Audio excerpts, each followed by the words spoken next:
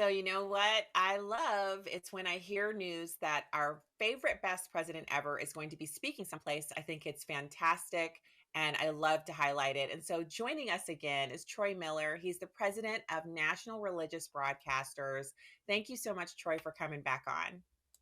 Thanks, Stacy, for having me. So you have National Religious Broadcasters Convention. It's coming up at the end of the month. It is very exciting. You have listed a whole slate of people who are going to be there to speak. But now you have a presidential forum that's going on, and I think it sounds pretty exciting. Tell us who's going to be there. Yeah, we are pretty excited about it. We invited all of the top candidates to come and speak. We sent an invitation to current President Biden. We sent an invitation to former President Donald Trump and to candidate Nikki Haley, who's the last GOP candidate left in. And President Trump has accepted our invitation. He will be with us on Thursday evening, February 22nd, to address the audience of the National Religious Broadcasters Convention. So this is usually the highlight of any event. I've been to so many of these where the Thursday or Friday night speaker is President Trump and he comes in and it's always a lot of fanfare. And then it's kind of a little bit, I have a running bet with my husband. We don't bet actual money. Usually we bet candy, but we'll bet how long he's going to speak, right? So whatever the program says, if the program says 25 minutes, I always laugh because that's ridiculous. There's no way he's only speaking for 25 minutes. But if it says 45 or 50 minutes, my husband and I will then bet either each other's dessert on the table or some candy later that he goes to 1 hour. So one of us bets over an hour, usually an hour to hour and 20 minutes, or that he goes to 55 minutes because the staffers are like literally, they're trying to hustle him off to the next thing and he has to get on a plane and be somewhere else. So how much time are you giving him? So he has 40 minutes to speak. That's funny. We've had a little bit of those conversations as well.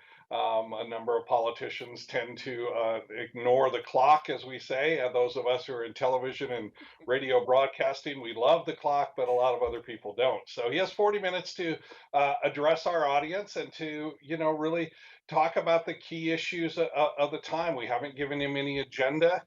He knows who the audience is. He knows. That I have a picture of him and he's either looking at other people or I have one where he's looking right at me and I take his picture. I'm like maybe 8 feet away from him, but I'm behind a rope because he has an entrance point. That last time was at Mar-a-Lago. So I'm wondering where I'm going to be in the space because I'm coming to NRB. So I'm going to be, where will I be to get my iconic picture to add to my collection? I think all of us will be having some moments like that. Talk to us a little bit more about the expectation at NRB this year as it pertains to this presidential election, because we're still looking at so many different things that are occurring. Even with DeSantis out of the race, you still have Nikki Haley in there, President Trump. There's also the issues going on with his continuing court cases and rulings on that almost every day.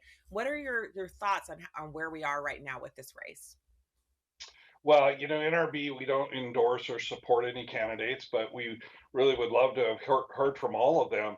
But, it's a very important race, I think, for Christians in general and for a lot of us in Christian communications because we've been facing a pretty big onslaught of cancel culture that's gone on, especially with the social media companies out there that have been, taking ministries off the air for things that they say that simply the social media companies don't agree with. It's not like they're inciting violence or anything, but if you talk about pro-family, pro-life, even somewhat pro-country, you can end up, banned from social media. I think another big issue that we're concerned about is the weaponization of government, particularly again against Christians. Recently there was the revelation that the Department of Justice worked with banks and other financial institutions to track the transactions of Christians. So if you bought a Bible or went to a Christian store or saw a Christian movie or had any of these keywords of religion, you ended up on a government watch list on there. And well, what are those going to be used for? What do they have these lists? So those are two big issues for us. So freedom of speech, freedom of religion, freedom of exercise, and even freedom of assembly with what went on in COVID and all the lockdowns. Those are key issues that Christians are facing going forward, and Christian communicators in particular. Yeah, and I think your points there are so well made because these are the concerns that people have that they're actually now discussing in churches, in the pulpit. People are really sitting down in civic engagement groups within their churches and discussing how Christians can have a bigger, broader, more impactful moment in the culture right now, and especially in light of what's going on with children. I know that you have a number of authors who will be coming to NRB and bringing their books and doing signings, and there's a huge exhibition floor for people who have not yet been to NRB. Can you talk about the exhibition hall and what that's about?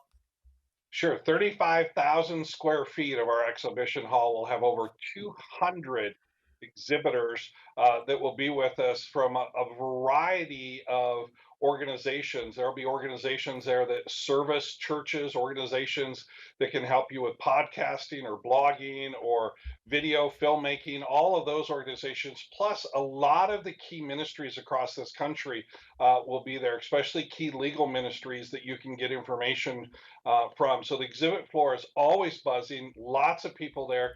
Great way to make connections and communications. And you said we'll have over 3 author booths running all 3 days of the convention exhibit floor with a variety of authors. It's booked right now. All of those book signings are booked. So there will be book signings going on every day that the exhibit floor is open for people to meet the authors and get a good autographed copy of the book. I love that. So the website is nrbconvention.org. People can still get in. They can still sign up to be in Nashville.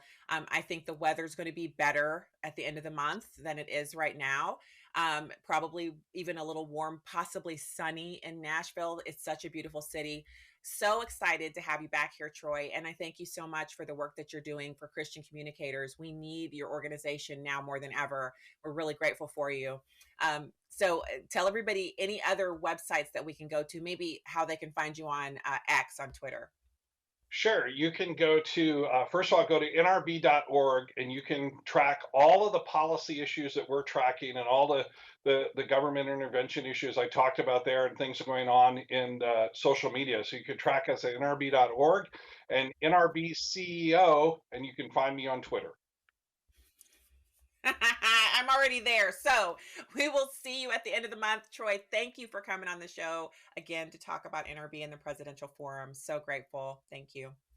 Thank you for having me. All right. We will have, you're welcome. We'll have more Stacy Washington now coming at you in just a minute. Stay right there.